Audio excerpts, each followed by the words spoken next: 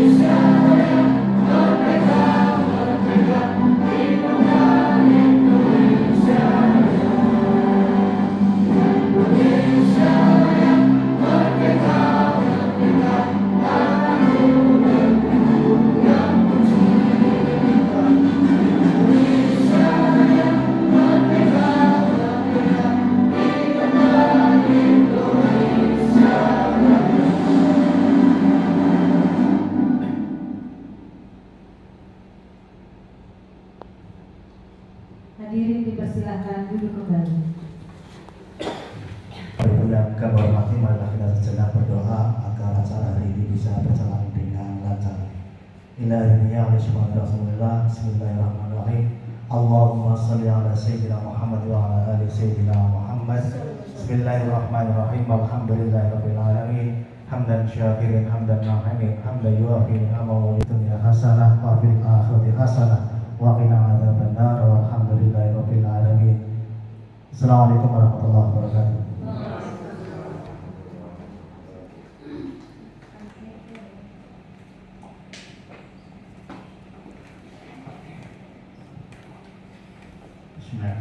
Assalamualaikum warahmatullahi wabarakatuh. Waalaikumsalam warahmatullahi wabarakatuh. Yang saya hormati dan saya banggakan guru penggerak SMP Negeri 4 Kroya dan calon guru penggerak serta bakal calon guru penggerak.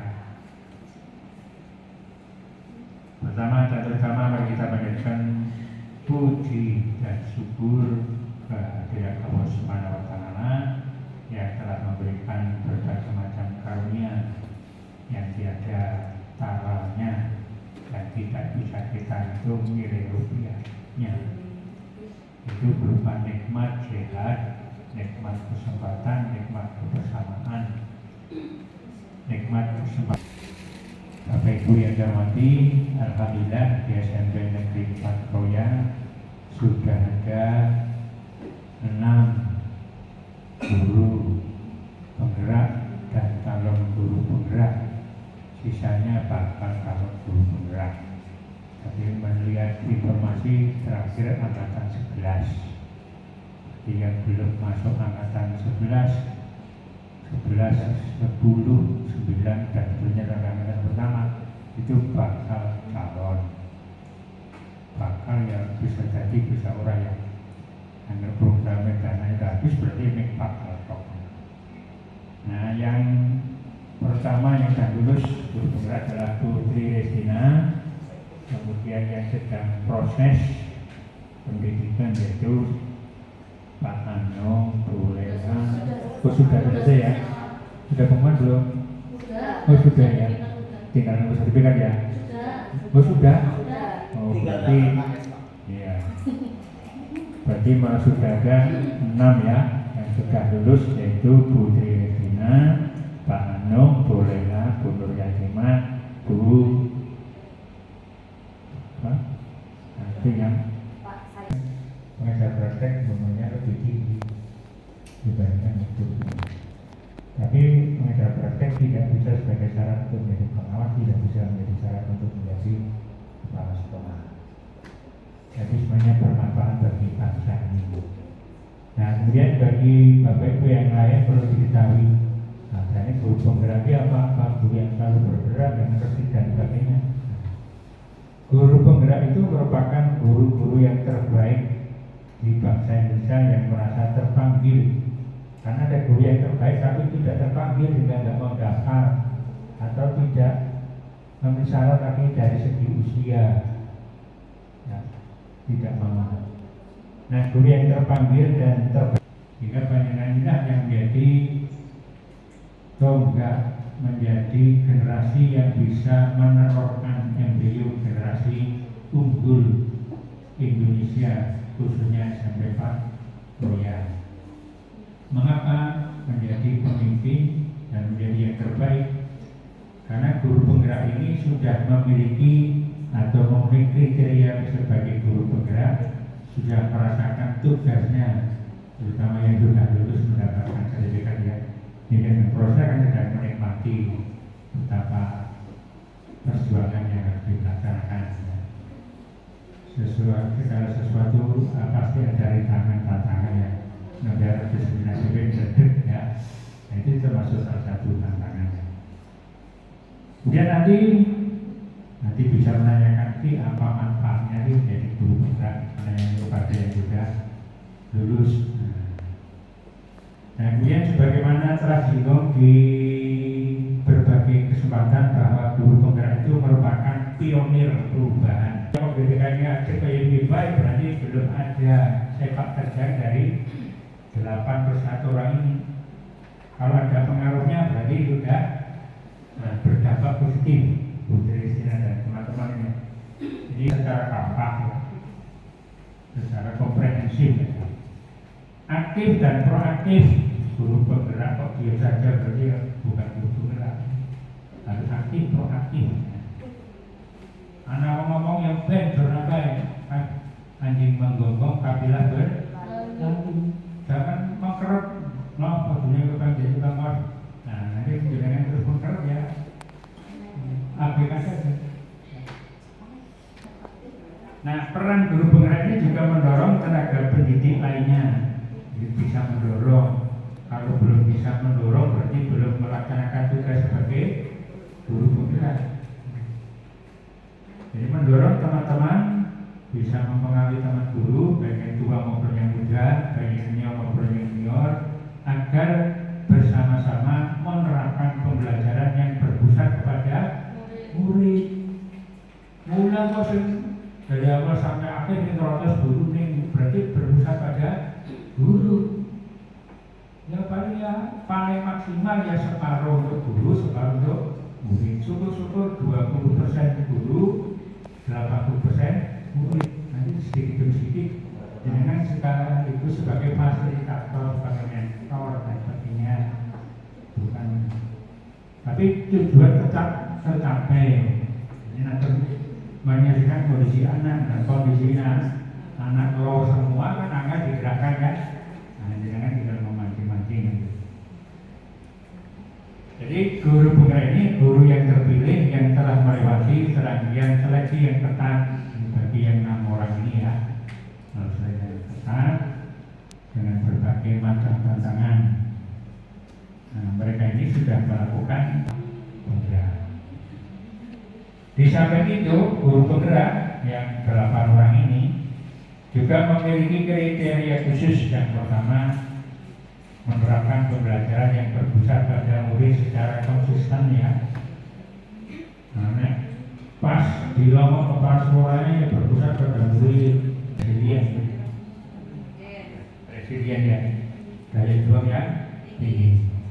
Dan yang laki-laki yang pejantan tangguh. Nah, ini konsep dari guru yang menjadi pejantan dan tangguh. Dan memiliki kepemimpinan dan bertindak mandiri sesuai dengan proporsinya masing-masing. Memiliki kemampuan untuk belajar hal-hal yang baru, terbuka menerima masukan, saran berbalik, dan terus berusaha memperbaiki diri. Memiliki kemampuan berkomunikasi dengan atasan, dengan teman sebaya, dengan murid, dengan orang tua murid, dengan komite sekolah, dan sebagainya, baik internal maupun eksternal. Kemudian memiliki kedewasaan dalam emosi, jangan mudah terpancing emosi, bisa meredam rasa amarah, bisa meredam hawa sedih ya. Yang semula gampang nangis ya, begitu menjadi guru penggerak ya jarang nangis ya. Kemudian berperilaku sesuai dengan kode etik guru. Yang kedua gagal, ketiga berhasil, ada yang 4 gagal, yang kelima baru berhasil dan seterusnya. Kemudian guru penggerak akan disaring melalui 2 sesi. Yang pertama penyaringan berdasarkan kurikulum vitae dan esai, dan jika lolos akan berlanjut pada simulasi mengajar dan wawancara. Bisa jadi dari segi kurikulum vitae memenuhi syarat, esainya memenuhi syarat, kemudian simulasi memenuhi syarat, tapi ketika wawancara salah jawab ya gagal.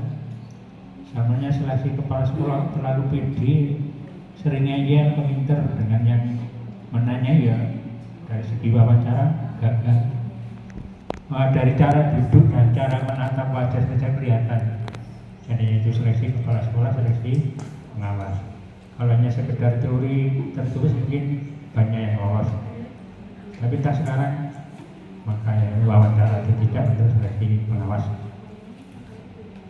Kemudian setelah lolos mereka akan mendapatkan pembinaan, yaitu pendidikan guru penggerak yang berupa program pendidikan kepemimpinan bagi guru penggerak agar menghasilkan guru yang memiliki kemampuan memimpin pembelajaran yang ideal yang berpusat pada murid. Nah, pembinaannya melalui pelatihan daring, melalui lokakarya. Akhirnya saja sudah berapa kali Bu Ristina? Harinya berapa kali?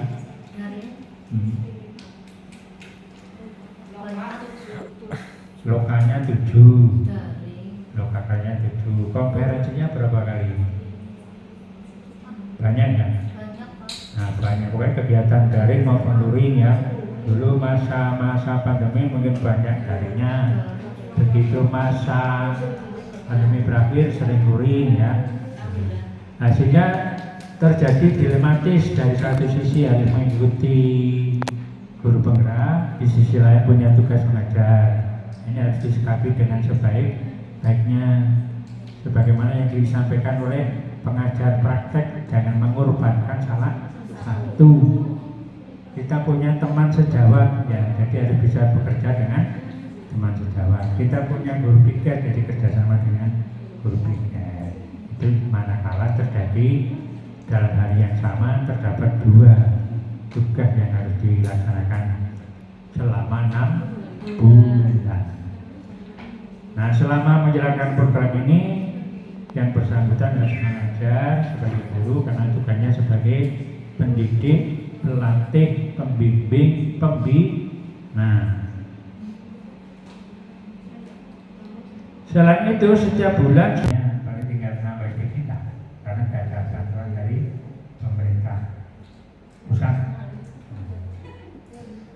Nah, tempat waktu disepakati bersama antara sekaligus panitia baik dari dinas pendidikan Bu Aida bersama Bu Aida ya, yang dengan kabupaten, yang Liman Roya pernah juga ketemu di SMP 2 Cilacap.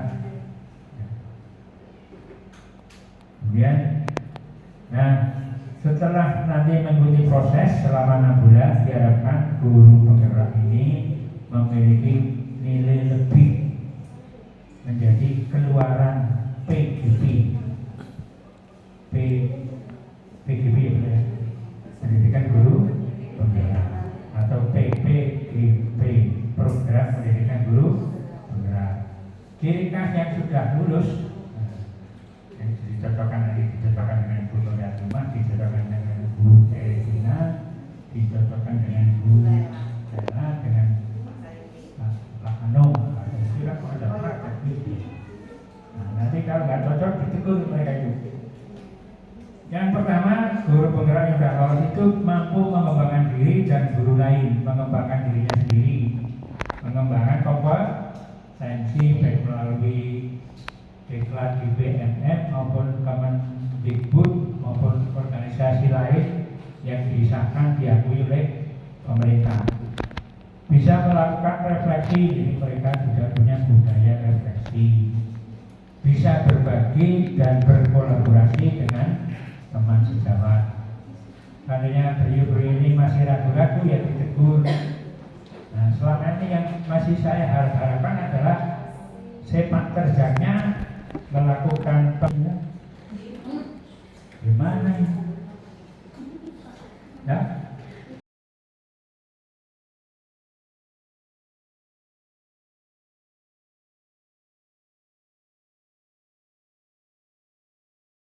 Sama-sama prakarya ya.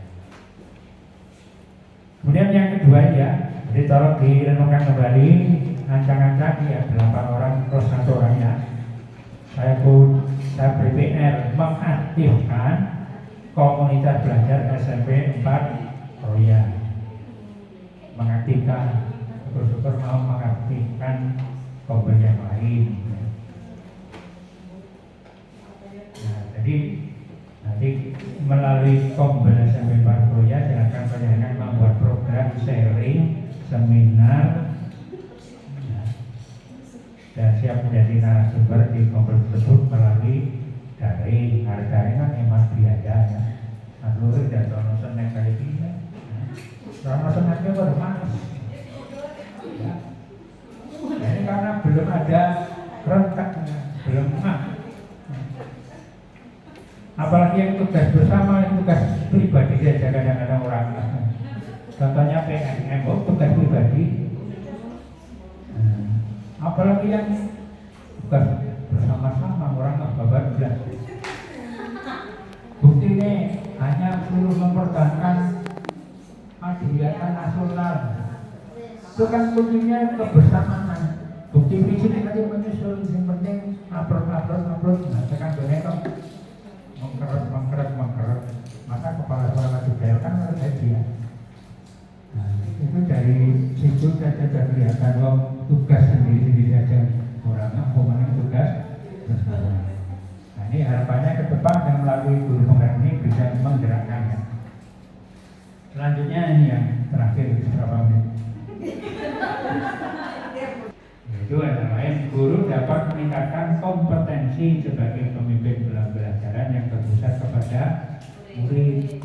Tapi dan berpusat pada murid seperti apa? Nanti bisa kunjungan ya, kan boleh ada kunjungan ya sesama guru. Misalnya Bu Wismo belajar beberapa kondisi kayak apa.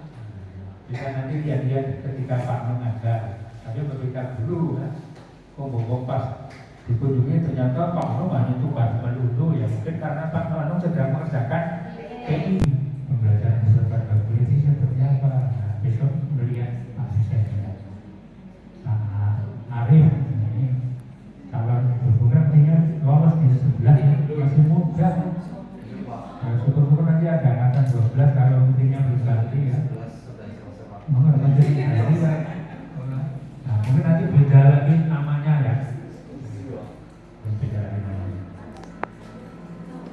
Kemudian selama pelaksanaan program, guru penggerak ini dibimbing oleh instruktur, fasilitator, pengajar praktek yang profesional. Harapannya menyamai, syukur-syukur melebihi. Di samping itu, guru yang sudah lolos sebagai guru penggerak selama 6 bulan akan mendapatkan beberapa manfaat lainnya, yaitu otomatis peningkatan kompetensinya dalam melakukan pembelajaran yang berpusat pada teori, tapi hanya secara konsisten. Domain bulan-bulan tertentu Bapak ngasok, ada benar maupun tidak selalu konsisten. Jika mungkin Bapak Ibu ada yang lu aku copy paste, jadinya bikinnya beda. BNM copy paste, artinya kan sendiri-sendiri ya. Tapi ada yang aku copy paste, ini bikinnya beda. Lo kan kepala sekolah boleh mengubah pilih dari observer ya. Kemudian memiliki pengalaman belajar mandiri dan kelompok terbimbing, terstruktur dan menyenangkan. Jadi guru penggerak ini punya pengalaman bagaimana menciptakan pembelajaran yang terbimbing, yang terstruktur dan menyenangkan. Kalau waktu saya jadi instruktur itu yang Pak Ikut Gebrol ya, pembelajaran yang aktif, inovatif, komunikatif, menyenangkan. Kemudian pengalaman belajar bersama dengan rekan guru lain yang sama-sama lolos seleksi PGP. Kemudian mendapatkan bimbingan, mentoring dari pengajar praktek, dari instruktur, dari fasilitator dan sebagainya, termasuk dari BB musim penggerak namanya BBB ya. Mungkin BB-nya banyak banget ya. Dulu ya LPFP ngurusi warna-warna akan dibagi-bagi. Kemudian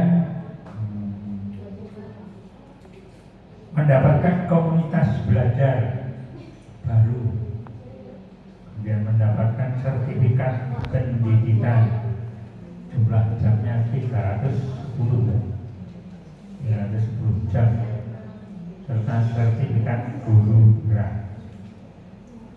Nah, agar memberikan manfaat ini, pemerintah pusat telah memberikan dukungan antara lain selama pendidikan dan pendampingan mendapatkan bantuan paket jasa, sehingga orang kabupaten kota ya, guru penggerak kabupaten kota di sini ya, ini mau mengadakan Zoom mau berapa jam ya, kotanya itu tidak terbatas. Mengisi Google Drive berapa MB bisa. Juga mendapatkan bantuan untuk keperluan transportasi kesana kemari, konsumsi mentah tapi yang sendiri, akomodasi jika diperlukan untuk pelaksanaan lokal karya, terutama lokal karya tujuh yang lainnya yang sesuai dengan arahan dari BPP.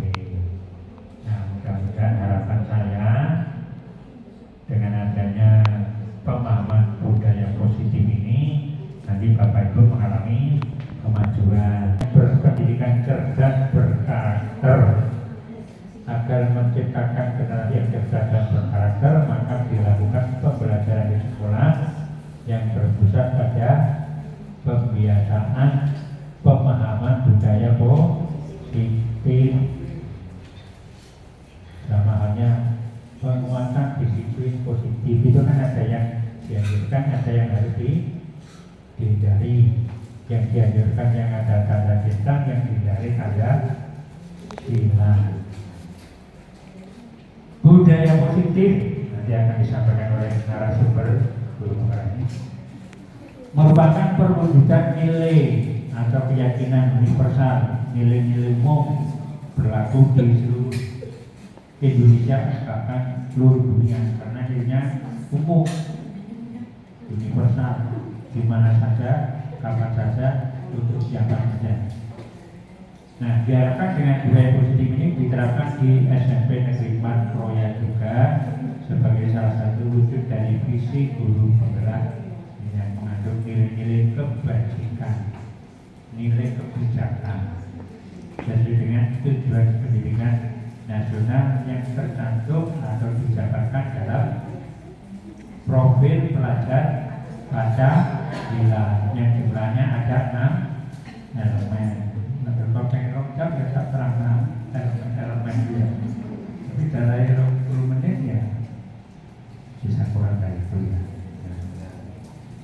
Nah, budaya hingga orang-orang yang mau berubah. Nah, budaya positif jiwa ini menjadi tempat belajar yang membuat murid merasa nyaman, aman, tenang berada di sekolah sehingga betah di sekolah. Kalau ada anak yang boros lewat pagar WC ini melalui pompa air naik belakang lewat sebelah kulon selokan masjid keluar. Nah, ini perlu sentuhan-sentuhan dari para guru penggerak tanpa memberikan hukuman, karena hukuman itu termasuk hal yang dilarang, dihindari dalam penerapan penguatan disiplin positif. Budaya positif diawali dengan perubahan paradigma tentang teori dan kontrol.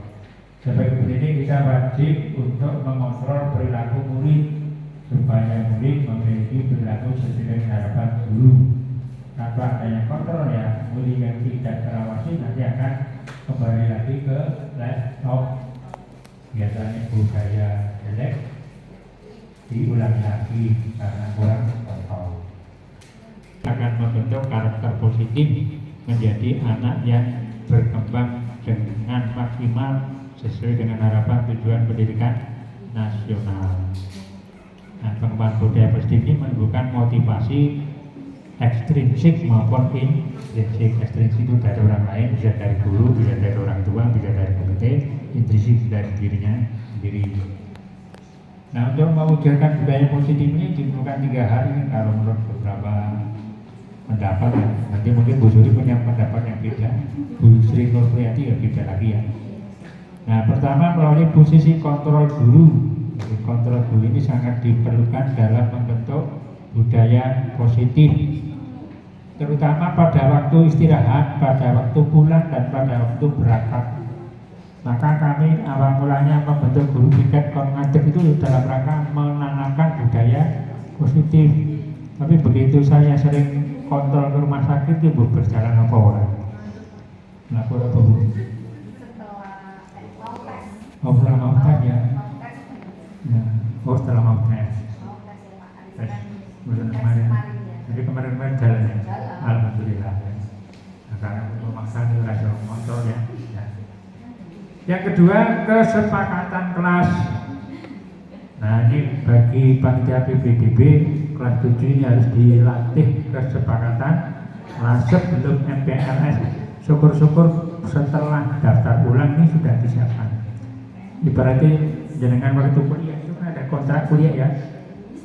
Diterangkan oleh dosennya, kalian akan lulus dengan mata kuliah ini apabila mengikuti seluruh pembelajaran minimal. Terkadang fakultasnya ya, ada yang 80%, ada yang 90%. Kalau saya waktu di situ minimal 95%. Kurang dari itu wajib menemui mana-mana yang tidak ada tanda tangannya, wajib mengikuti. Dan ya waktu itu ada tugas, yang ada tugas pada waktu itu hanya ceramah biasa, wajib membuat resume dengan cara tanya pada mahasiswa lain ketika kita kurang dari 95%. Kalau di swasta kadang-kadang kurang dari itu, mungkin ada yang 90%. Kesepakatan ya. Nah, ketika bertemu dengan guru penggerak ini selalu ada kesepakatan bersama. Jadi silakan setiap saat. Dan ya sudah pernah dibuat kesepakatan lain, diulangi lagi. Semakin hafal semakin lancar. Nah, dengan adanya kesepakatan itu diharapkan guru dan murid sama-sama menyepakati yang sudah dilaksanakan, dan manakala melanggar berarti harus ada cara. Nanti kalau jenengan yang menghukum bisa kena pasal kekerasan ya. Nah, ketuanya Bu Nuryati ya, PPPK, anggotanya Pak Pak, oh guru PPK. Orang yang akhir, copy paste. Nah itu kelemahannya harus sama. Mungkin ada guru yang karena IT-nya tidak bagus ya minta tolong Pak Haris. Nah, Harisnya tinggal copy paste nanti kita oleh. Ya. Nah, makanya lo itu orang guru maupunnya sama dengan yang lain. Mestinya guru bahasa Indonesia pada jadi guru IPA, mestinya guru PS, keliru guru PKN. PAI kemarin Pak. Oh PAI ya. Itu dari situ kelihatan. Kelihatan ya. Walaupun sama-sama ini kalau pendapatnya beda kan bisa ketahuan. Dulu kok kode si A, ini kok kode si B. Walaupun sama-sama penguatan disiplin positif, tapi kan pendapatnya ada yang berbeda. Percaya diri. Cukup ya? Lebih. Oh, belum sedikit. Demikian yang dia kami sampaikan. Kurang maaf. Selamat bertugas. Semoga budaya positif ini benar-benar tercipta di SMP Negeri 4. Oh ya, itu kan intinya begitu ya. Nah, sekali lagi pembelajarannya berpusat pada murid, lalu berinovasi. Inovasi dari yang rumit-rumit, pakai aplikasi yang sederhana tapi mudah. Kalau punya mohon maaf, saat ini assalamualaikum warahmatullahi wabarakatuh. Waalaikumsalam warahmatullahi wabarakatuh.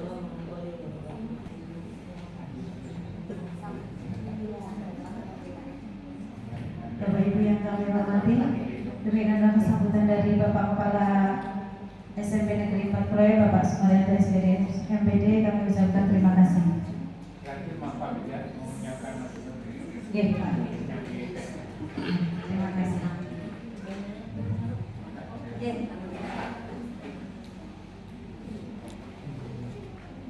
Bapak Ibu, assalamualaikum warahmatullahi wabarakatuh. Meningkat acara selanjutnya kita sampai pada acara inti, yaitu diseminasi budaya positif SMP Negeri 4 Kroya yang akan dibawakan atau disampaikan oleh Ibu Sri Nur Priyati SPD. Kepada beliau disilahkan.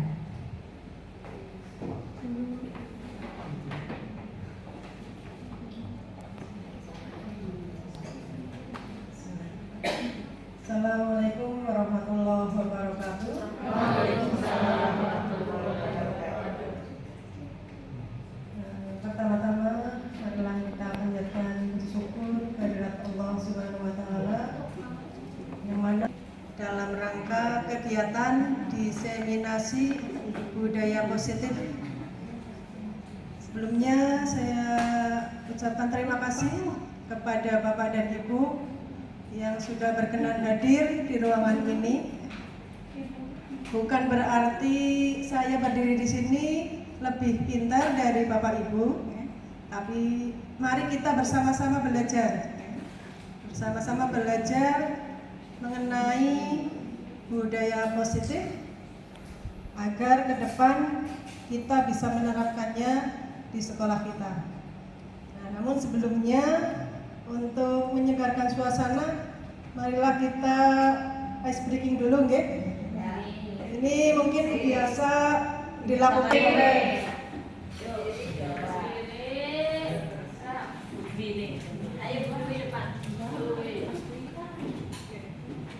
gerakannya bisa dilihat di gambarnya, itu ada gerakannya, nggih. Yang pertama seperti ini dulu, nggih. Kemudian habis itu ya boleh dengan bergoyang. Ayo Pak seperti ini, ya. Setelah itu ini, ya. Nah, terus terakhir, masih bingung? Enggak, guys. Yang pertama seperti ini, kemudian seperti ini,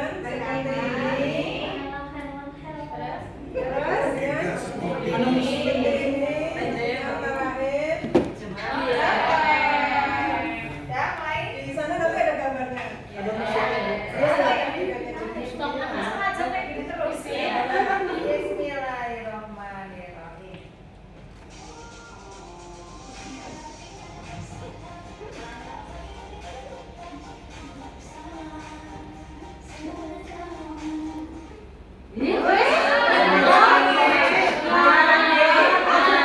Gak.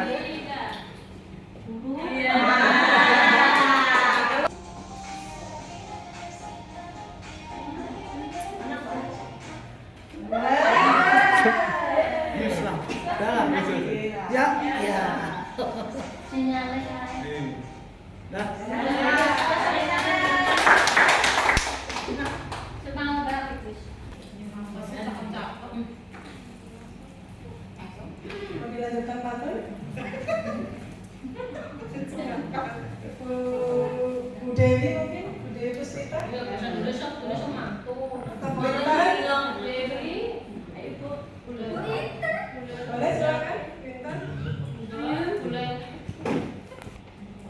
Dalam kesempatan kali ini, kami berdua akan menyampaikan materi diseminasi budaya positif, di antaranya paradigma perubahan belajar, kemudian disiplin positif, motivasi perilaku manusia, kebutuhan dasar, kemudian posisi kontrol restitusi, keyakinan kelas, dan satu lagi segitiga restitusi.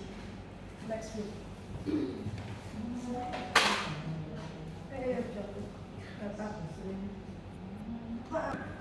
Hukuman dapat mendisiplinkan anak. Kemudian yang kedua, pemberian hukuman dengan hal positif seperti membaca atau membersihkan halaman sekolah dapat meningkatkan disiplin anak. Kemudian yang ketiga, memberi penghargaan dapat meningkatkan motivasi belajar anak. Nah, silakan dari ketiga pertanyaan ini, Bapak dan Ibu setuju atau tidak setuju dengan pernyataan tersebut? Monggo bisa ditulis di kertas dan nanti saya mohon untuk membacakannya.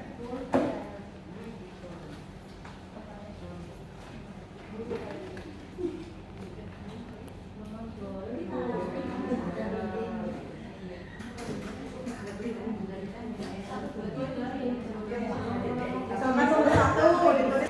Tidak setuju.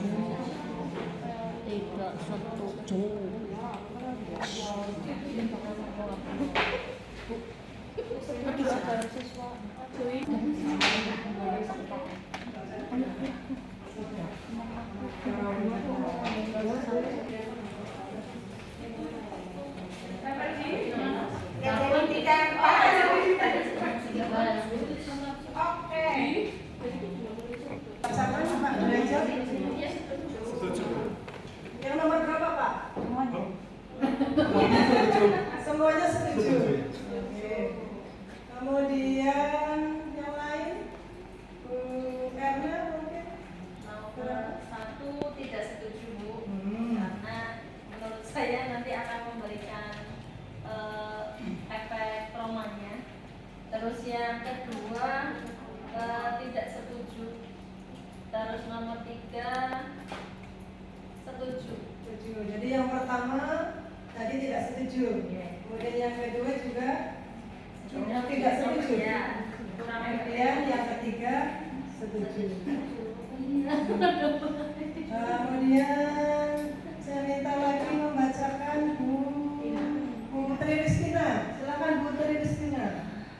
1, 2, 3 tidak setuju. Tepuk tangan untuk Bu Tri Ristina. Ya, biar kita tambah semangat ya, atau tambah fresh gitu ya, karena waktunya sudah sore gitu ya. Dengan tepuk tangan, saraf-saraf kita menjadi aktif ya. Karena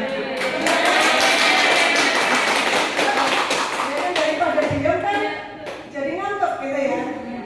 Oke, terima kasih atas jawaban Bapak Ibu. Next. Nah, untuk mengetahui apa jawabannya akan saya sampaikan tentang perubahan paradigma. Nah, sekarang saya minta Bapak dan Ibu berpasangan. Berpasangan. Bu Lela dengan Prita ya. Bu Intan, yang lain yang belum dapat pasangan ya cari jodoh ya. Nah, apa yang akan dilakukan dengan berpasangan itu? Yaitu berupa kegiatan kepalan tangan. Jadi nanti Bapak Ibu sebagai diri sendiri atau A, dan juga B sebagai teman Bapak dan Ibu. Nah, kemudian tulislah di secari kertas kecil, tuliskan sesuatu benda ya atau barang yang sangat berharga bagi Bapak dan Ibu. Nggak usah. Nah, kemudian letakkan di salah satu tangan Anda dan genggam benda tersebut dengan segala daya upaya. Jadi nanti Bapak Ibu memegang dengan kuat ya.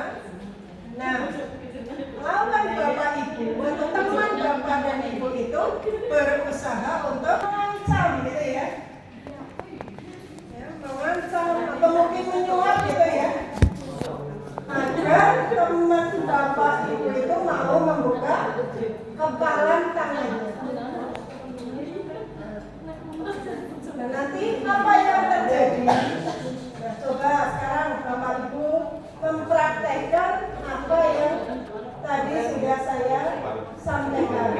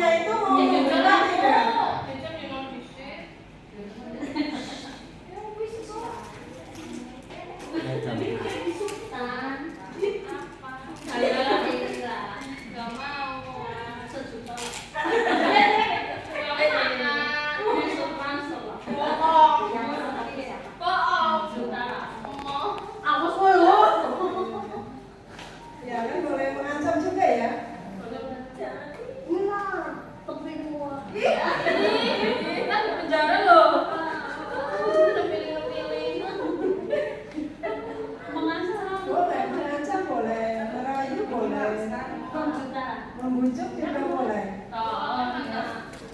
Uangnya beneran ya.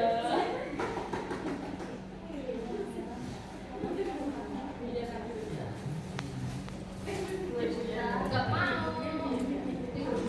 Gak mau. 5 juta. Gak mau.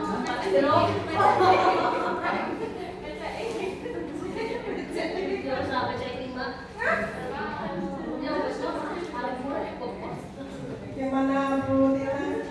Susah. Kenapa Bu Intan susah membuka tangannya? Karena bohong, gak bawa uangnya. Uangnya mana? Beneran mah. Ya jadi Rutinnya dari mukanya bohong.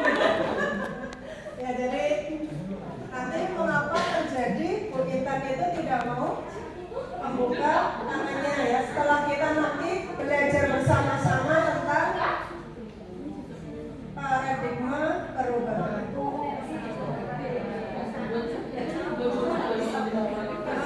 Yang lain gimana Bu Dewi Puspita?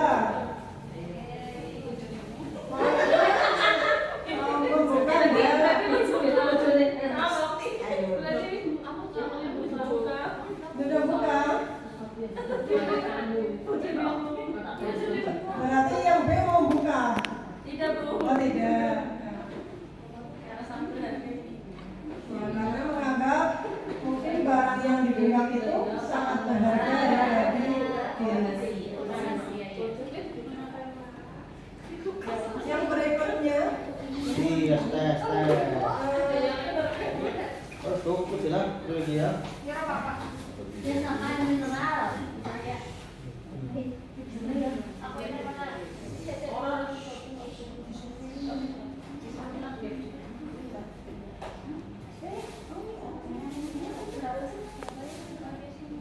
jadi ternyata tadi B ya, teman Bapak Ibu tidak mau membuka kepalan tangannya ya, walaupun sudah dibujuk, sudah dirayu, mungkin ada yang sudah diiming-imingi sesuatu ya sangat berharga, teori pilihan.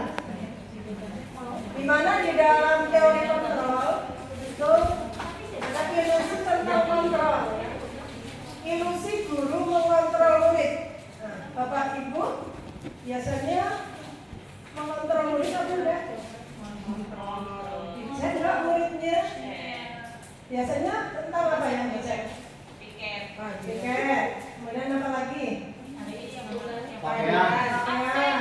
Apakah sudah sesuai dengan peraturan atau belum gitu ya?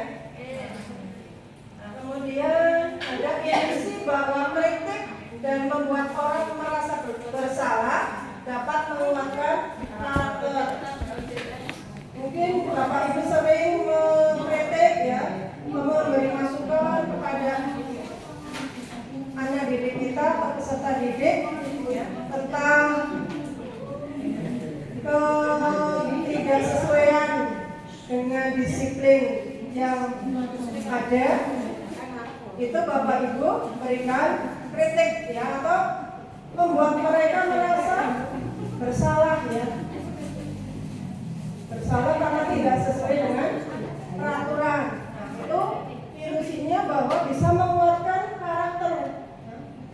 Itu benar atau tidak nanti ya?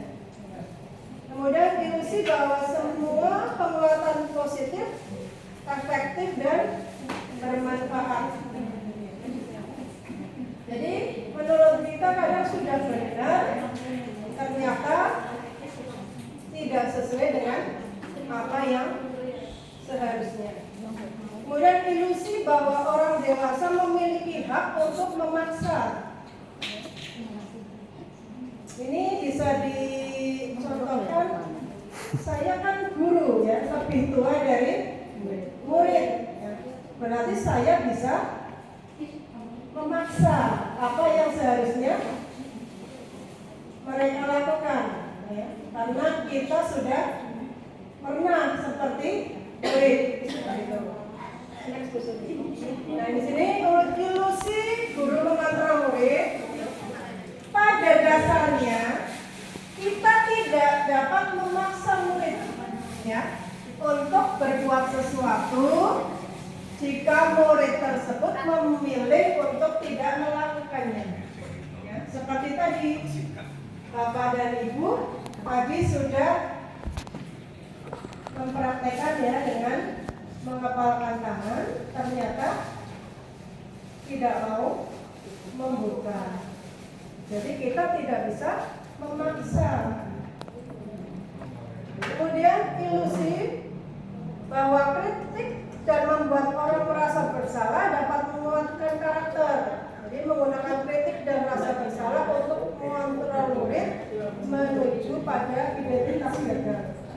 Jadi justru bukan kita akan berhasil, tetapi akan membawa kegagalan untuk mencapai kedisiplinan. kemudian. Selanjutnya, next. Kemudian ilusi bahwa semua penguatan positif efektif dan bermanfaat. Jadi penguatan positif itu sama dengan bujukan. Tadi Bapak dan Ibu sudah membujuk juga. Ternyata penguatan positif atau bujukan itu ya, termasuk bentuk kontrol ya, dan suatu usaha untuk mengontrol murid ya, agar mau melakukan seperti apa yang kita inginkan. Kemudian ilusi bahwa orang dewasa memiliki hak untuk memaksa karena merasa kita punya tanggung jawab yang besar ya, sehingga kita harus membuat murid-murid itu seperti apa yang kita inginkan. Next book. Nah, paradigma perubahan yang dimaksud adalah perubahan paradigma dari stimulus respon ke teori kontrol atau teori pilihan, di mana berdasarkan stimulus respon itu perilaku buruk dilihat sebagai suatu kesalahan. Jadi biasanya kita menganggap anak yang melanggar tata tertib itu buruk ya. Nah, tetapi di dalam teori kontrol bahwa semua perilaku itu memiliki tujuan ya. Jadi kenapa siswa kok berperilaku seperti itu? Pasti siswa tersebut memiliki tujuan. Nah, kemudian kita mencoba mengubah orang agar berpandangan sama dengan kita. Nah, di dalam teori kontrol kita berusaha memahami pandangan orang lain tentang dunia.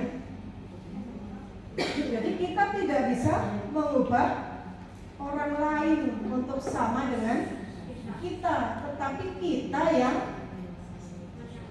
berusaha memahami pandangan orang lain. Oh, ternyata murid kita melakukan seperti itu karena itu kan ya, iya buat bocah tidak sesuai dengan aturan, berbagai salah gitu ya. Ya, menurut teori pilihan atau kontrol tidak seperti itu. Okay. Kemudian orang lain bisa mengontrol saya, itu dalam stimulus respon. Tetapi dalam teori kontrol hanya Anda yang bisa mengontrol diri sendiri. Seperti tadi. Kenapa tidak mau membuka? Karena kontrol itu ada di diri kita sendiri, bukan ada di orang lain. Berarti tandanya ketika tadi tidak mau membuka kepalan, kontrol terhadap diri sendiri itu sangat kuat. Okay. Kemudian pemaksaan ada pada saat bujukan gagal. Itu pada stimulus memaksa gitu ya. Sudah diancam nggak bisa, sudah mau dikasih hadiah nggak mau, gitu. Akhirnya dipaksa. Nah, kemudian kalau dalam teori kontrol itu kolaborasi dan konsensus menciptakan pilihan-pilihan baru. Kolaborasi itu ya kerjasama. Kemudian konsensus ya memahami atau pemahaman terhadap aturan yang dibuat secara bersama-sama ya, sehingga anak itu tahu ketika dia berbuat sesuatu yang tidak sesuai dengan aturan, mereka itu harus seperti apa. Itu namanya konsensus.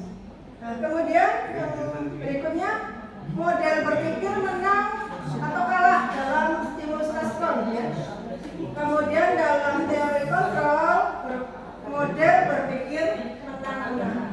Ya, jadi di dalam teori lama itu ada menang kalahnya ya. Berarti kalau anak manut apa yang disampaikan guru, oh berarti guru merasa menang gitu ya. Tapi kalau di dalam teori kontrol, ya kita semua guru yang benar, murid juga benar, seperti itu.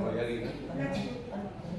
Nah, di dalam disiplin positif itu di mana teori kontrol atau teori pilihan itu adalah bagian dari disiplin positif, ya, di mana di golongan lagi Anda tidak bisa mengontrol orang lain, ya, karena hanya Anda yang bisa mengontrol diri Anda sendiri. Kemudian makna disiplin, belajar mengontrol diri dengan menggali dengan seseorang yang kita inginkan itu dasarnya nilai-nilai yang kita hargai. Kemudian ada semua perilaku tadi memiliki tujuan, ya. Ada nanti akan dijabarkan juga teori motivasi, kemudian model berpikir menang-menang, ya, dan kolaborasi. Itu ada 5 posisi kontrol, di mana nanti pada akhirnya di segitiga restitusi. Kemudian realitas kebutuhan berbeda. Nanti ada 5 kebutuhan dasar yang ada pada manusia yang harus dipenuhi. Next. Nah, sekarang disiplin positif. Sesuai dengan filosofi Ki Hajar Dewantara, bahwa filosofinya itu berbunyi bagaimana?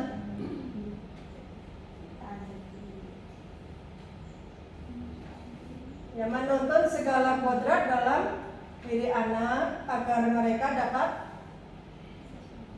ya, mencapai keselamatan dan kebahagiaan setinggi-tingginya, baik sebagai manusia maupun sebagai anggota masyarakat. Nah, untuk terwujudnya nanti budaya positif itu saya tidak bisa sendiri tanpa dukungan dari Bapak dan Ibu juga stakeholder yang ada di sekolah ini. Nah, apakah disiplin itu? Apa itu disiplin, Bapak Ibu? Belajar. Ya, ada yang menyebutkan belajar, ada yang ya, disiplin itu berasal dari bahasa Latin disiplina, artinya belajar. Ya, berkonotasi dengan disiplin diri, kemudian membuat orang menggali potensinya menuju sebuah tujuan. Ya, jadi kalau kita kepingin mencapai tujuan kita, ya maka kita harus disiplin, seperti itu. Nah, namun dalam budaya kita, makna disiplin telah berubah menjadi sesuatu yang dilakukan seseorang kepada orang lain untuk mendapatkan kepatuhan, ya. Dan kecenderungannya, ya, menghubungkan kata disiplin dengan ketidaknyamanan, atau mungkin kadang berupa hukuman, gitu ya. Nah, bukan dengan apa yang kita hargai, ya, atau pencapaian suatu tujuan yang mulia, tetapi lebih cenderung kadang disiplin itu dikaitkan dengan hukuman, ya kan? Kalau tidak sesuai dengan aturan, ya akan mendapatkan hukuman, seperti itu. Next, Bu. Nah, tadi bahwa untuk mencapai disiplin positif itu berkaitan dengan nilai-nilai kebajikan yang universal. Jadi harapannya disiplin positif itu anak menjadi sadar akan nilai kebaikan yang diyakini seseorang, maka diharapkan akan muncul motivasi intrinsik. Ya. Motivasi intrinsik itu motivasi dari dalam, ya, dari dalam diri murid kita. Nah, dengan motivasi dari dalam diharapkan kelak anak bisa menerapkan disiplin positif atau bisa mentaati apa yang menjadi aturan sekolah tanpa dihukum dengan hukuman atau sanksi yang ada di sekolah. Nah, nilai-nilai kebajikan yang ingin dicapai oleh setiap anak Indonesia yang kita kenal dengan profil pelajar Pancasila. Tentu Bapak dan Ibu sudah hafal ya, dan paham di dalam penjabarannya ya. Ada beriman dan bertakwa kepada Tuhan Yang Maha Esa dan berakhlak mulia. Kemudian mandiri, bernalar kritis, kebinekaan global, kegotong royong, kreatif ya, di mana kita bersama-sama sudah menerapkan profil pelajar Pancasila dalam kegiatan P5 di sekolah. Nah, disiplin positif ini merupakan pendekatan mendidik anak untuk melakukan kontrol diri dan pembentukan kepercayaan diri. Dan berikutnya motivasi perilaku manusia. Nah, teori motivasi perilaku manusia yang pertama itu untuk menghindari ketidaknyamanan atau hukuman. Nah, apa yang akan terjadi apabila saya tidak melakukannya? Itu termasuk dalam motivasi luar atau eksternal. Kemudian yang kedua, untuk mendapatkan imbalan dari orang lain. Itu juga termasuk motivasi dari luar atau eksternal. Jadi, apa yang akan saya lakukan apabila disiplin positif? Jadi intinya disiplin positif itu akan tercipta dari motivasi internal ya, atau dari dalam, dari diri sendiri. Nah, menurut Ki Hajar Dewantara, mencapai merdeka, merdeka itu artinya lepas, tidak hanya terlepas dari perintah ya, tetapi juga cakap untuk memerintahkan diri sendiri. Ini dilakukan di dalam pemikiran Ki Hajar Dewantara tentang keteladanan, konsepsi dan juga sikap merdeka. Dan ini dihukum oleh penghargaan. Bahwa penghargaan itu berlaku sama dengan hukuman. Tadi kan di depan ada yang menjawab setuju gitu ya. Jadi ternyata memberi penghargaan itu sama dengan menghukum. Jadi artinya apa? Meminta atau membujuk seseorang untuk melakukan sesuatu, ya, untuk memenuhi suatu tujuan tertentu dari orang yang meminta atau membujuk. Karena dorongannya apa? Dorongannya eksternal, ya. Dorongannya dari luar. Jadi ketika dari luar tidak ada penghargaan, maka seseorang atau siswa kita tidak akan mau melakukan apa yang kita inginkan. Jadi dengan menyepakati keyakinan bersama, murid diharapkan menunjukkan motivasi intrinsiknya. Iya, jadi kita berupaya agar murid-murid kita punya motivasi intrinsik, motivasi dari dalam. Dan ini mungkin merupakan tugas yang sulit, ya, Bapak Ibu.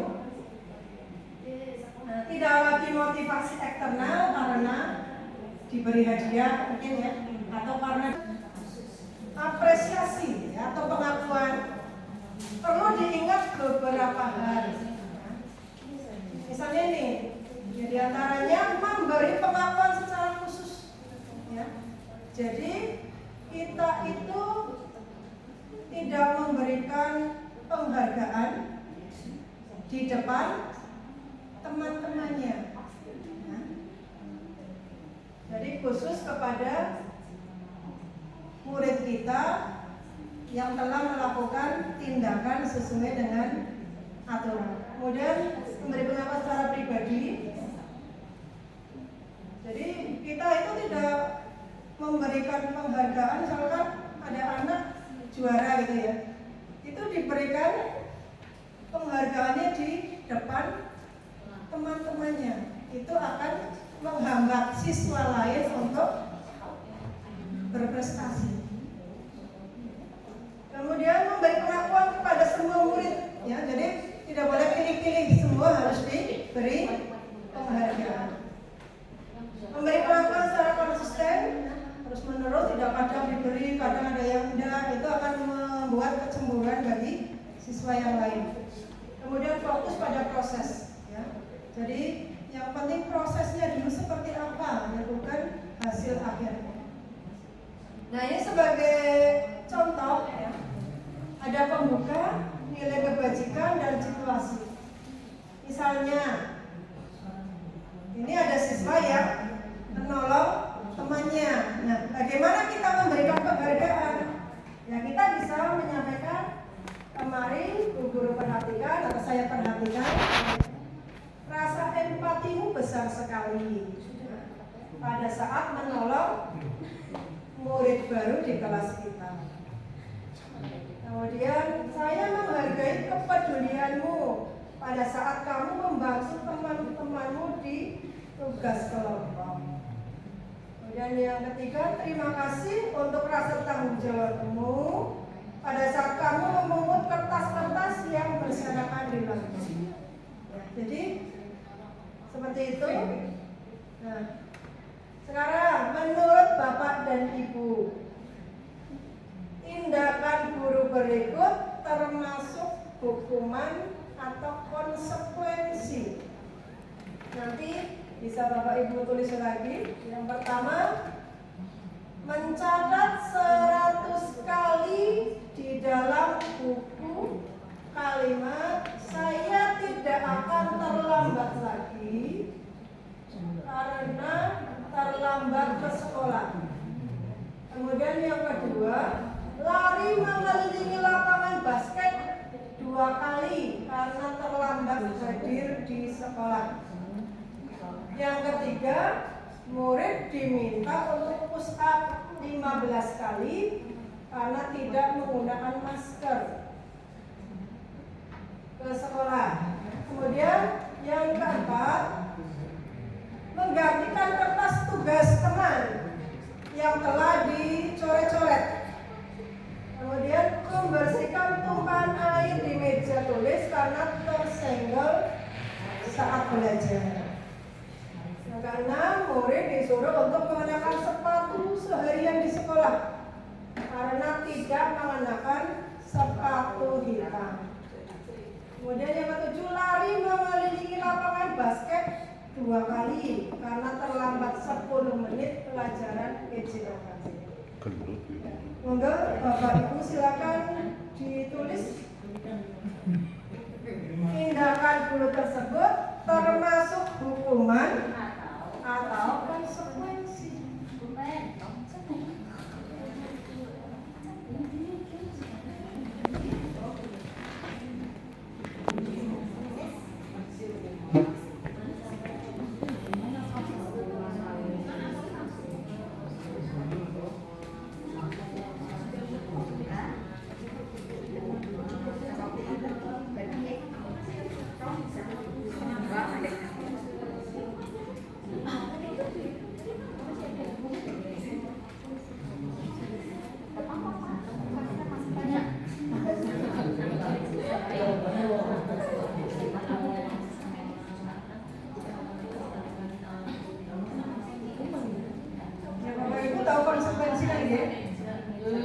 Jadi ketika anak tidak melakukan sesuatu yang sesuai dengan aturan, konsekuensi kan biasanya sudah dibicarakan dengan murid, ya, kesepakatan.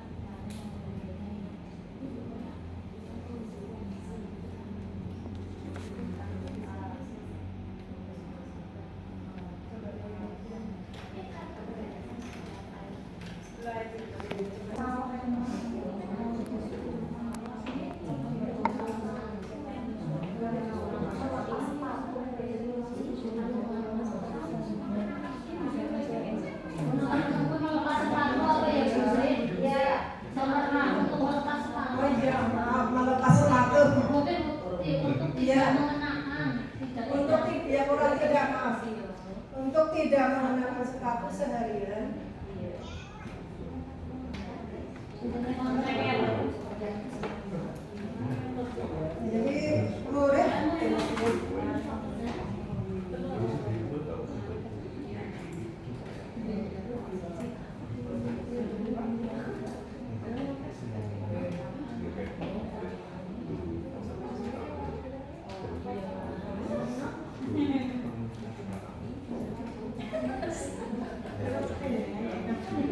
Oke, Bapak dan Ibu.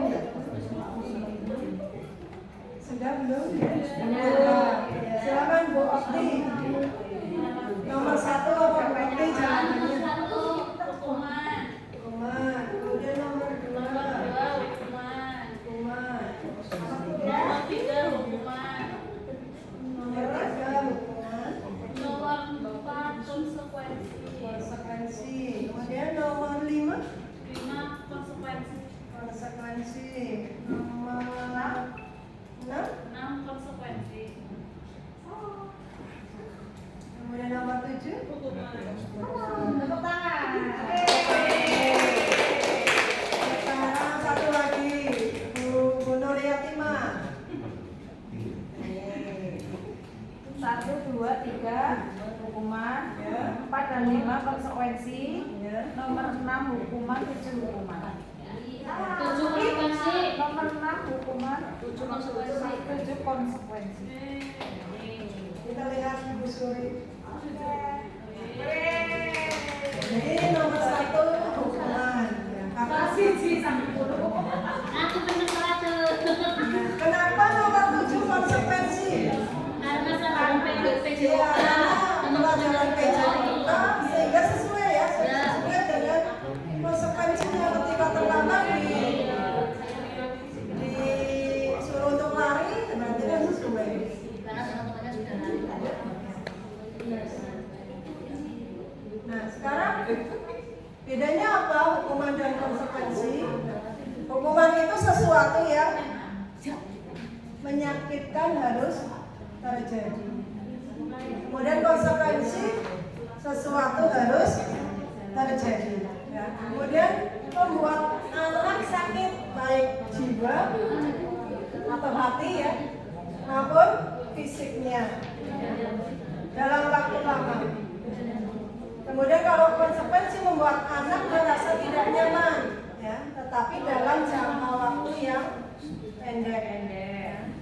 Kemudian hukuman itu anak membenci kedisiplinan. Ya.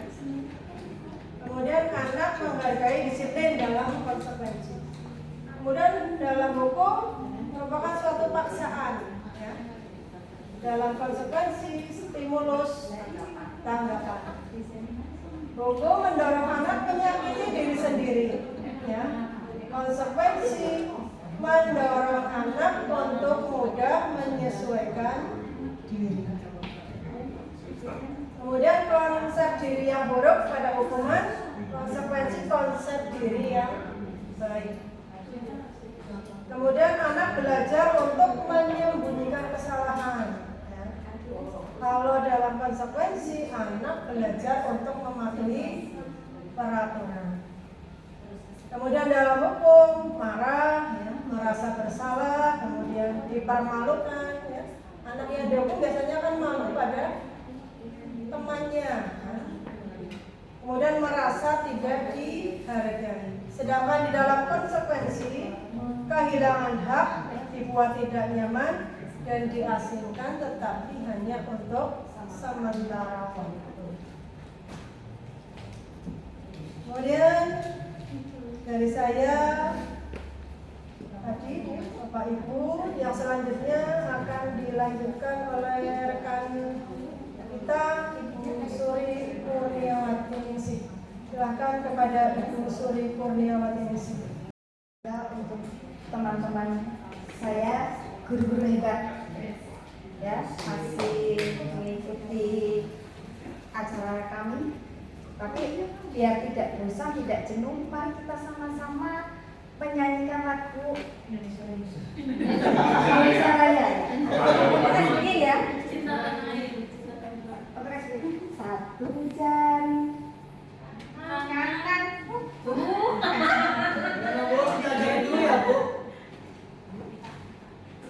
ini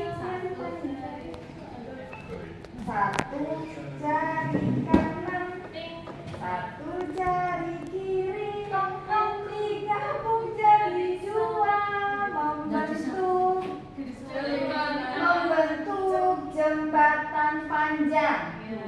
jari kanan, dua jari kiri, digabung jadi empat membentuk kamera cekrek. Dua jari kanan, tiga jari kiri, digabung jadi enam membentuk menara tinggi. Empat jari kanan, empat jari kiri, digabung jadi satu membentuk telinga kelinci. Lima jari kanan, lima jari kiri, digabung jadi 10 menjadi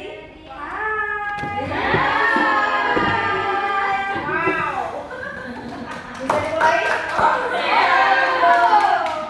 Ayo, kita mulai ya. Berdiri. Silakan. Mulai. Nggak ada.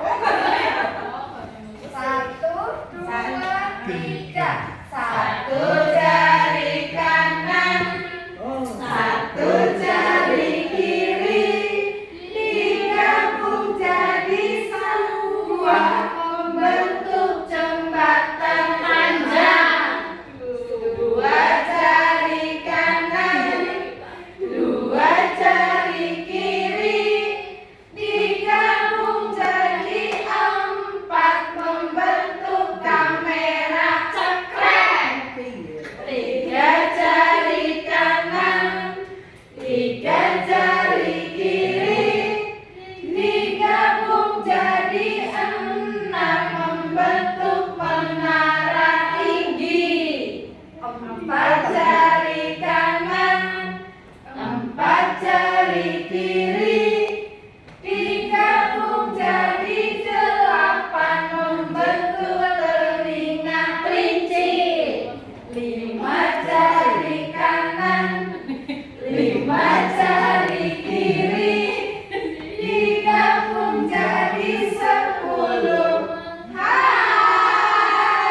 Masih semangat.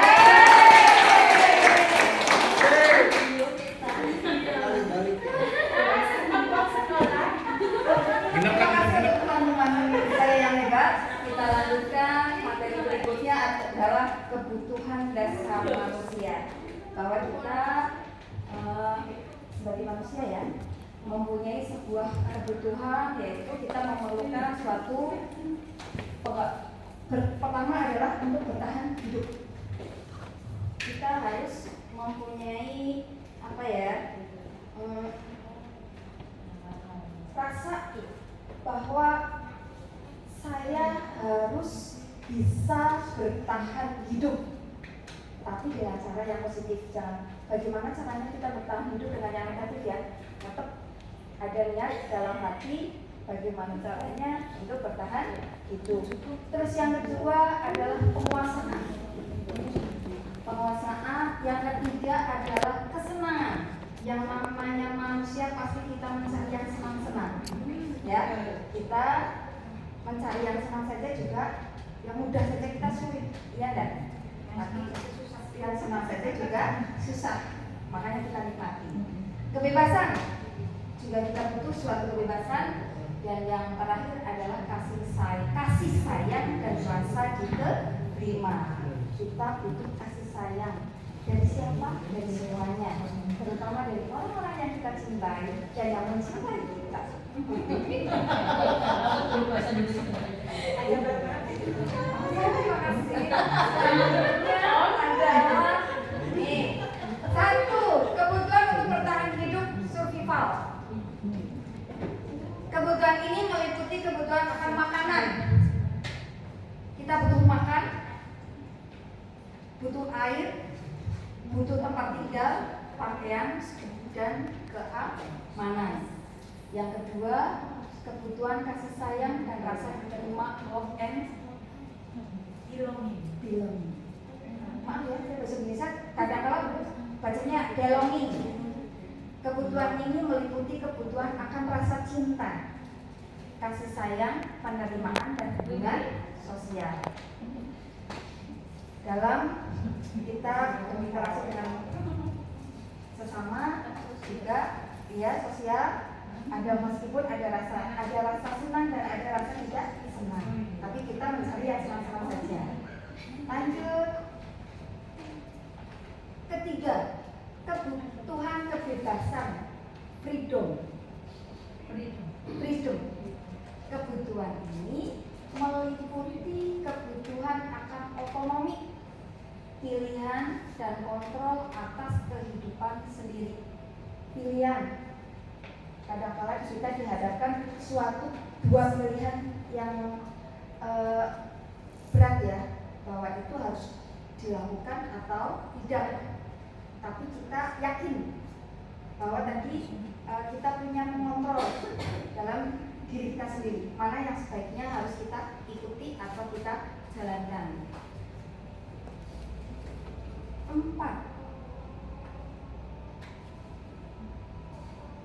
Dengarkan dulu suara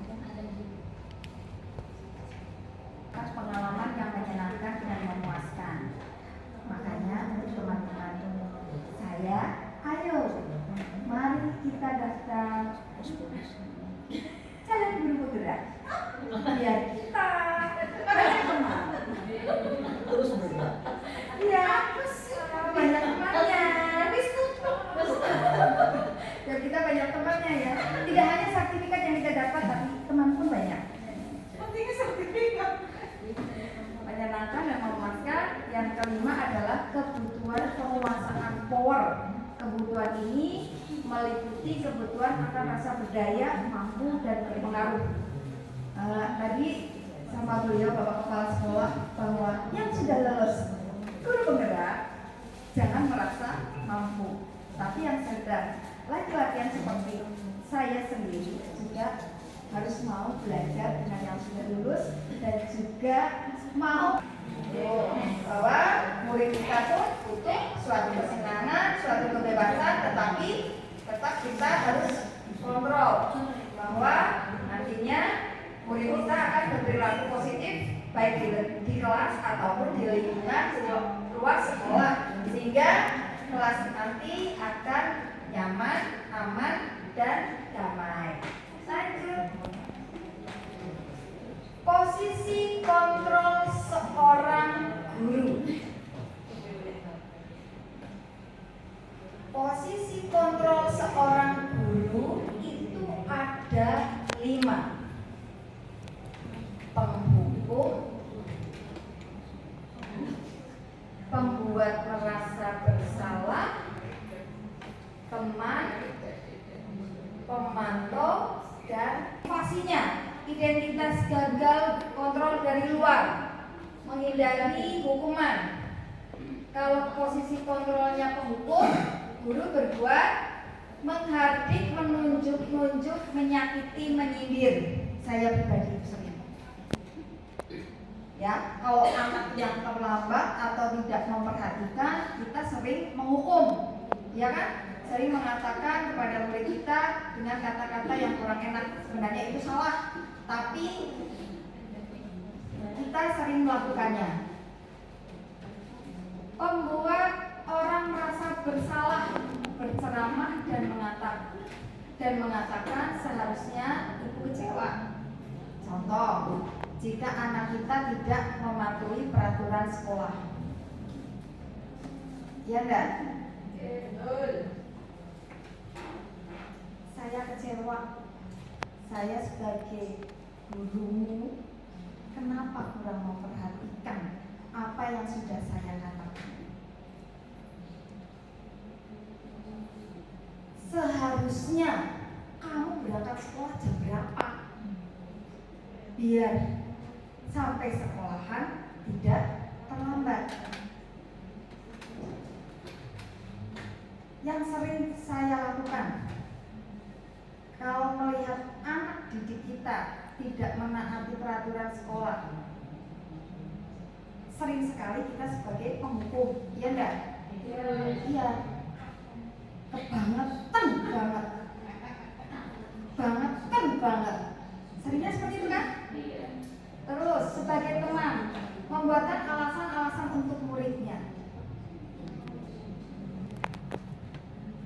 Misal, Bu Tina berikan contohnya bahwa seorang guru mempunyai posisi kontrol sebagai teman. Bagaimana Bu Tina?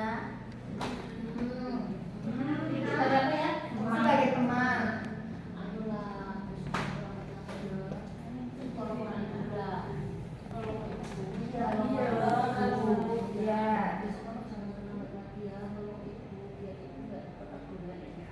Oke, terima kasih. Bagaimana dengan Pak Agung? Posisi kontrol sebagai teman. Kalau Bu Tina itu ayolah taati tata tertib. Kalau Pak Agung? Apa ya? Suruh nyanyi aja Bu. Oh, Biar disuruh seneng. nyanyi sebagai teman. Disuruh Iya. nyanyi. Barengan aja. Oh. Biar senang-senang. Oh, biar senang-senang. Nyanyi bareng sama yang sesama terlambat. Oh, biar bernyanyi. Biar senang. Iya. Dia senang, temannya senang, saya ikut senang. Oke, terima kasih. Pemantau, menghitung dan mengukur, ya sebagai pemantau. Terus manajer mengajukan pertanyaan-pertanyaan. Terus di sini guru berkata sebagai penghukum, kalau kamu tidak melakukannya, awas ya, rasakan. Tidak mengerjakan PR. Sebagai penghukum, coba Bu Dewi Puspita, bagaimana seorang guru sebagai penghukum? Tulis saya menyesal, saya tidak akan mengulangnya lagi 100 kali. Oh Jika ya, menghukum, ya betul. Tadi sudah ya dibahas sama Bu Sri Mulyati ya. Ya. Terus sebagai pembuat orang merasa bersalah, kamu seharusnya kamu sudah tahu. Ibu lelah sekali mengatakannya, ibu stres memikirkan kamu, jadi ibu stres bagaimana caranya mengatasi kamu. Contoh rapi, kalau berangkat sekolah hanya tes, begitu berangkat, Bu, saune, ya kan? Nah, terus sebagai teman, ayolah lakukan ini ibu. Masa kamu tidak mau? Ingat, ibu tidak pernah bantu. Ayolah Rafi, usahakan kamu berangkat lebih kasih. Ayolah Rafi, kamu semangatnya jangan hanya tes saja, tapi setiap hari kamu pun harus semangat belajar. Memantau, apa peraturannya? Manajer, apa yang kita yakini? Apa yang bisa kau kerjakan untuk memperbaiki masalah ini? Hasil sebagai manajer menguatkan pribadi. Kaitan dengan dunia berkualitas. Murid meletakkan guru di luar dunia berkualitas itu sebagai penghukum. Sedangkan membuat orang merasa bersalah, murid meletakkan guru di dalam dunia berkualitas. Sebagai teman, murid meletakkan guru sebagai orang yang sangat penting di dunia berkualitas. Sedangkan pemantau, murid meletakkan guru peraturan yang hukum di dunia berkualitas. Murid meletakkan dirinya sebagai individu yang positif dalam dunia berkualitas, itu sebagai manajer. Bagaimana? Sebenarnya kita sebagai guru yang baik itu sebagai pengontrol apa sih? Penghukum, apa membuat orang merasa bersalah, atau teman, atau pemantau, atau manajer? Ya, yaitu pengontrol yang baik sebagai seorang guru adalah menjadi manajer. Nih, posisi kontrol seorang guru. Sebagai pendidik, kita diharapkan bisa menjadi seorang manajer yang baik. Karena guru berbuat sesuatu bersama murid, mempersilahkan murid mempertanggungjawabkan perilakunya, dan mendukung murid agar dapat menemukan solusi atas permasalahannya sendiri. Tuh, sebagai manajer. Posisi manajer mengacu pada restitusi yang dapat menjadikan murid sebagai manajer bagi dirinya sendiri sehingga tercipta identitas positif atau berhasil pada diri murid. Jika murid melakukan suatu kesalahan, Sebaiknya kita sebagai seorang pendidik gimana? Apakah memarahi? Tidak. Tetapi kita membantu murid tersebut mencari solusinya. Apa yang harusnya dia lakukan? Saya pribadi juga belum. Tapi mari kita berlatih bersama-sama menjadi seorang guru untuk menjadi seorang manajer yang baik, manajer di dunia pendidikan. Begitu? Lanjut.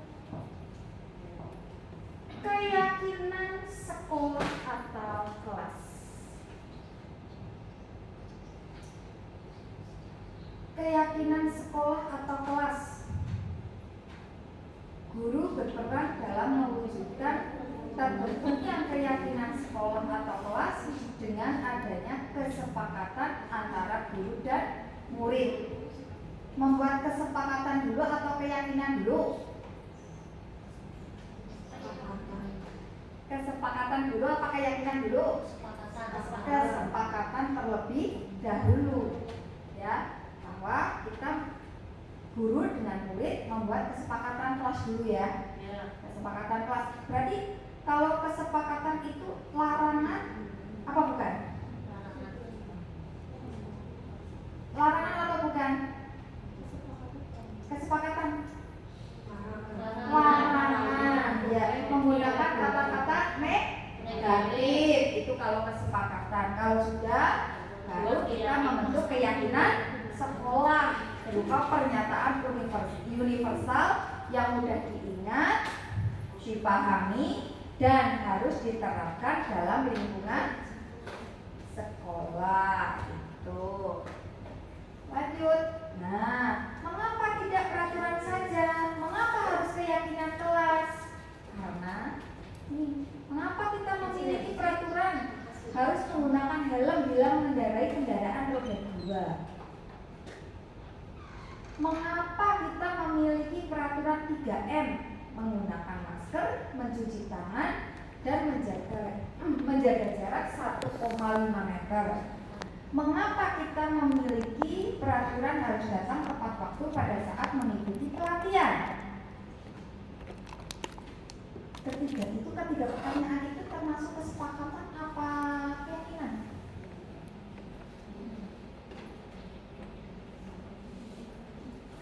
Mengapa kita memiliki peraturan harus menggunakan helm? Kesepakatan? Keyakinan?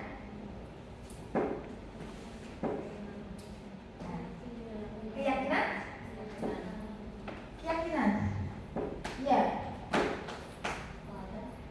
Mengapa kita memiliki peraturan 3M?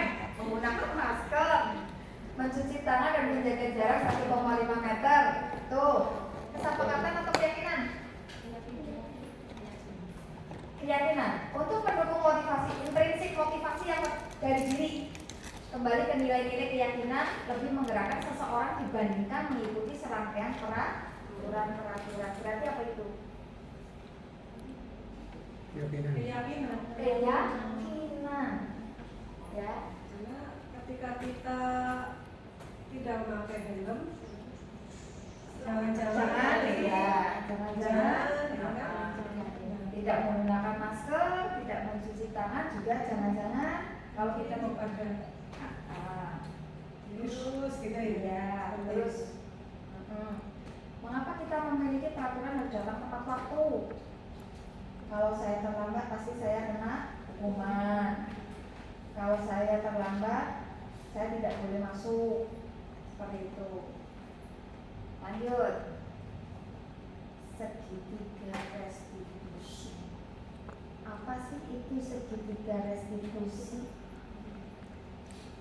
Segitiga restitusi dalam penyelesaian masalah.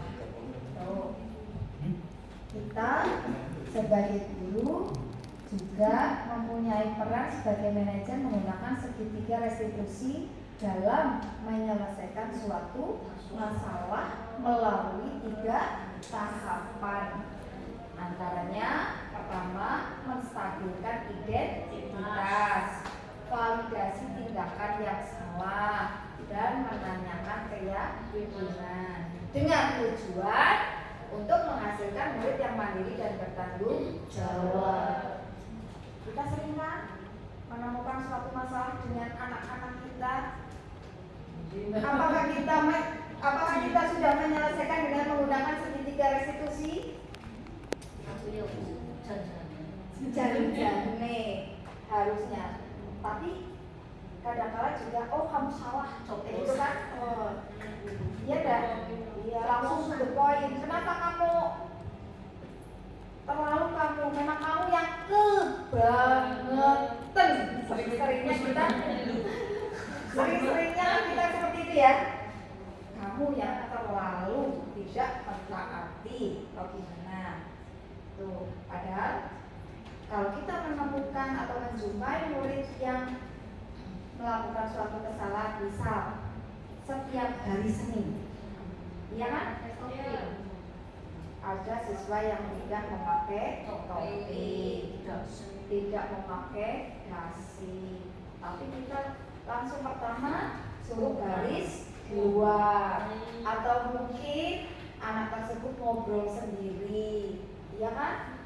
Mungkin kita sudah memberi tanda, ya gak ramai tapi anak itu cuek saja.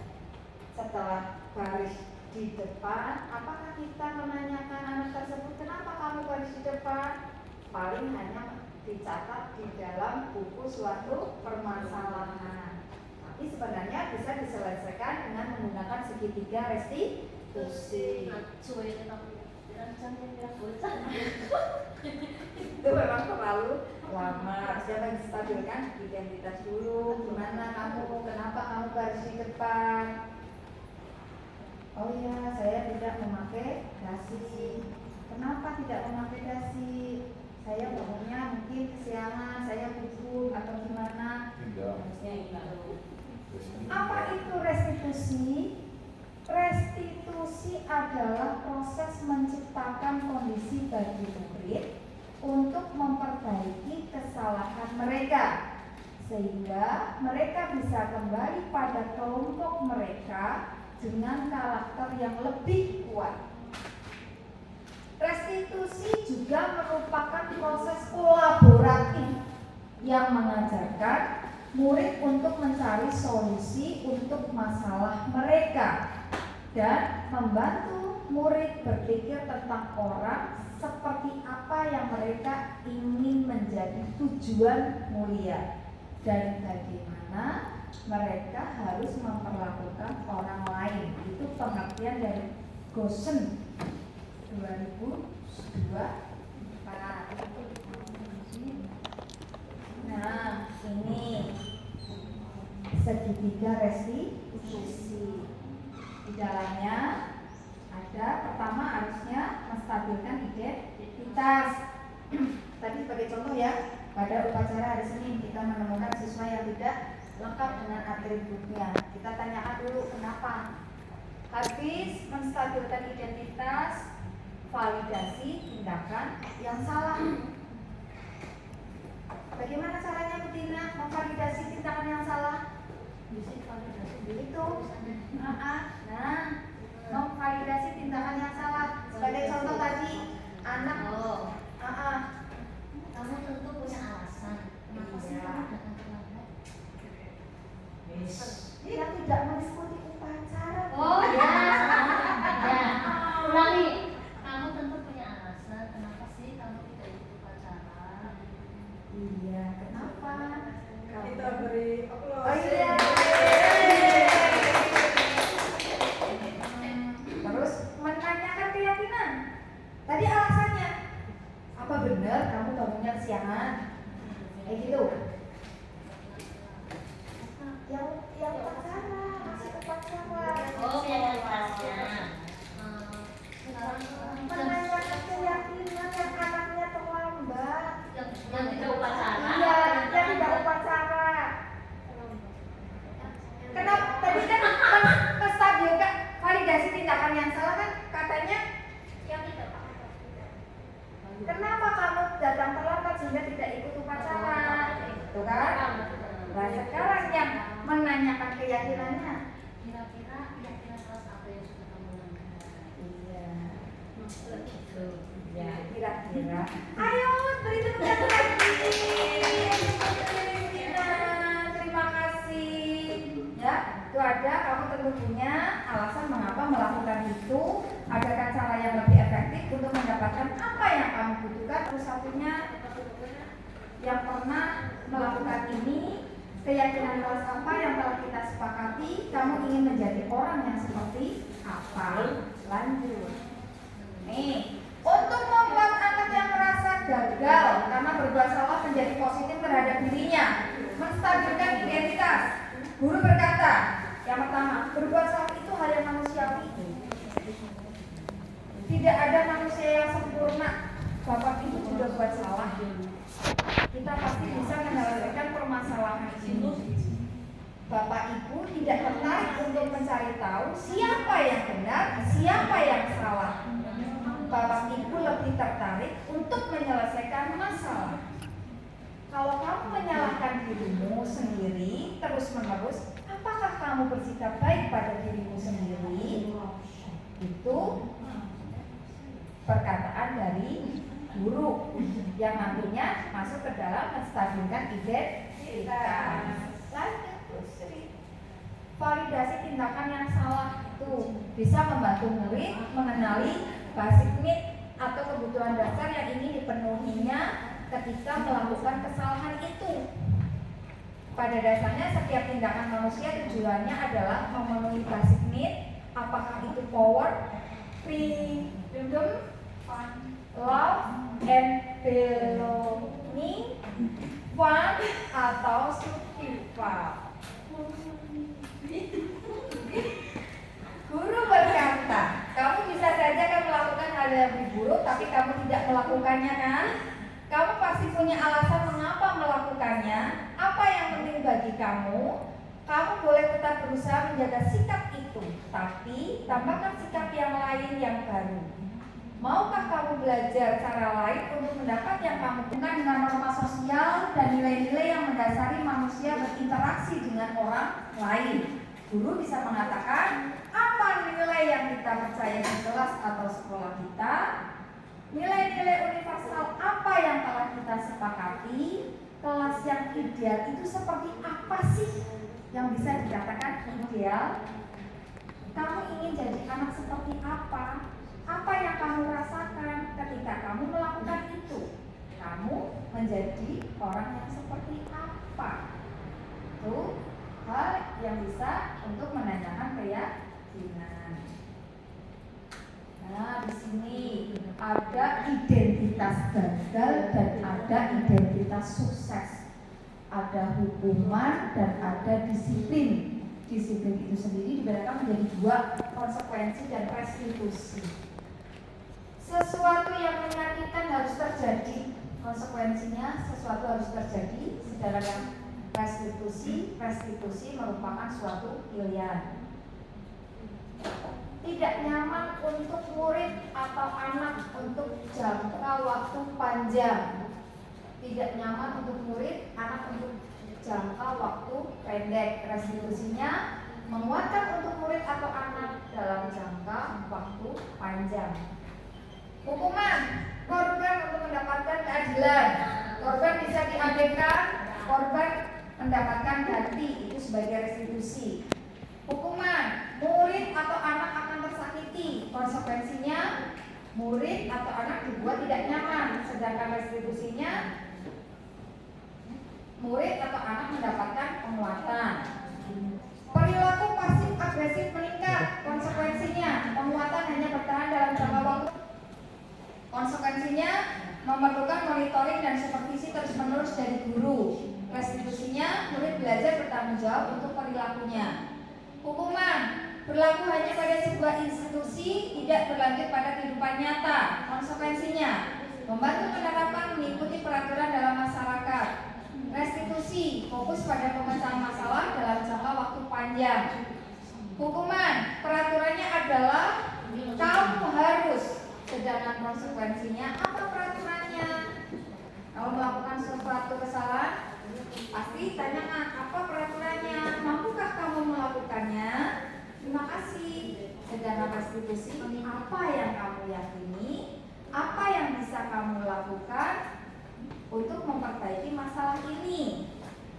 Murid atau anak membenci peraturan, konsekuensinya murid anak menghormati peraturan. Restitusi, murid anak menghormati dirinya dan orang lain. Hukuman itu negatif, sedangkan konsekuensi netral. Restitusi adalah dari segi positifnya. 9 ciri restitusi. 1. Bukan untuk menebus suatu kesalahan, namun untuk belajar dari kesalahan. Biasanya kalau kita salah, kita sudah salah, harusnya berpikir panjang ya, bahwa suatu kesalahan itu merupakan pelajaran bagi kita. 2. Memperbaiki hubungan. 3. Tawaran, bukan paksaan. 4. Restitusi menuntut untuk melihat ke dalam diri. 5. Restitusi mencari kebutuhan dasar yang mendasari tindakan. 6. Restitusi diri adalah cara yang paling baik. 7. Restitusi fokus pada karakter bukan tindakan. 8. Restitusi fokus pada solusi. Dan yang terakhir adalah restitusi mengembalikan murid yang berbuat salah pada kelompoknya. Nah, di sini ada budaya positif. Budaya positif salah satu perubahan yang diinginkan sesuai dengan visi guru penggerak adalah terbentuknya budaya positif agar diperoleh sekolah yang nyaman, aman, dan berpihak pada murid. Untuk mewujudkan visi penggerak tersebut dengan pembuatan prakarsa perubahan sesuai dengan filosofi Ki Hajar Dewantoro dan profil pelajar Pancasila. Tadi di awal sudah disebutkan ya, profil pelajar Pancasila. Terima kasih. Itulah materi dari kami, dari Bu Sri Nurpriyati dan saya sendiri, Suri Kurniawati Ningsih. Kami kembalikan kepada pembawa acara.